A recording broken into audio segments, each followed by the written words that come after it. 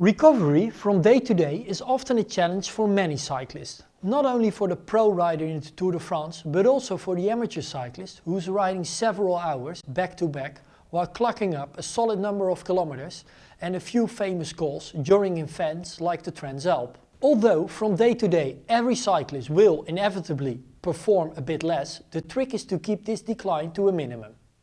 This recovery actually starts on the bike with a proper distribution of your energy and a good nutritional strategy. But in this video we'll also go into the do's and don'ts between getting off the bike and hitting the sack. Here goes the 11 golden rules of recovery. 1. Although for most cyclists priority number 1 is uploading their ride to Strava, it should actually be hydrating. Also, it's not the proteins that should come first, but hydration. Then the carbohydrates and finally the proteins. The longer and heavier the ride is, the more important it is to replenish the proteins. For carbohydrates and proteins, there is a window in the first hour in which you can absorb these especially easily. That's why pros always get handed a water bottle with these proteins and carbohydrates right after the finish, which is usually drunk right after the first Coke. This so-called recovery bottle usually contains 20 to 25 grams of whey protein, which is a smaller protein that is absorbed faster than casein protein found in dairy, plus 50 grams of carbohydrates. These drinks also often contains more salts to make up for deficiency in the electrolytes area. 2. It's certainly advisable to do a short recovery ride. You're often seen as a complete idiot when you got on the indoor trainer after a tough stage. Nowadays it's completely the opposite. You can see cycling teams making an extra few kilometers on the trainer next to the team bus immediately after the finish. Often 10 minutes is enough to turn on the sodium-potassium pump of your muscles and thus actively dispose all the waste products. The trick is to let the pedal spin with a minimum amount of effort. Although most cyclists prefer to lie on the massage table instead of cycling for another 10 minutes. There are even teams where you're not allowed on the massage table until after the finish you have done a recovery ride.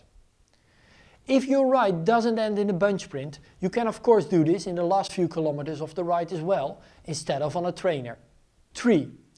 The massage is one of the most controversial recovery techniques in cycling. Simply put, the scientific evidence for the healing power of the massage is water thin. However, very few cyclists prefer to do nothing more than crawl on the massage table after an exhausting day in the saddle. The role of the soigneur actually goes a bit further than just his work as a masseur. Usually the massage is one of the few points of rest during the day, and the therapist is also a mental carer. The attributed effect of the massage will partly be related to this, but also a good masseur also knows how to reduce muscle tension and thus stimulate natural muscle recovery. 4. One of the ancient laws in cycling says that you should sit if you don't need to stand, and that you should need to lie down if you don't need to sit. So don't stand unnecessarily on your legs, like on a stroll through town, for example. There are legendary stories of a Tour de France winner who ordered his teammates to carry him up 5 stairs to his hotel room to save his legs. A very short, light walk can provide some extra active muscle recovery, for example after dinner. But you should really try to stay in your bed until you're called for dinner or a massage. 5. Eat, eat, eat. When you're no longer hungry, then you should start worrying. All the carbohydrates you have consumed during a day of riding, you need to replenish. With an absorption capacity of 60 to 90 grams per hour, that's often quite a trick to get it done before going to bed and nearly impossible with just one meal. There are stories of pro cyclists who needed to eat at night another serving of pasta. Of course, you also have to replenish other macronutrients. So don't think you can complete the Tour de France on just pasta and wine gums. Make sure you eat good quality foods with sufficient vegetables, proteins and vitamins, while containing an extra large size portion of carbohydrates. 6. Extra proteins before going to bed is a great and proven method to work on muscle recovery during sleep. Add another 25 grams of protein before going to bed is therefore recommended. 7. One of the most barbaric recovery methods is a cold water bath.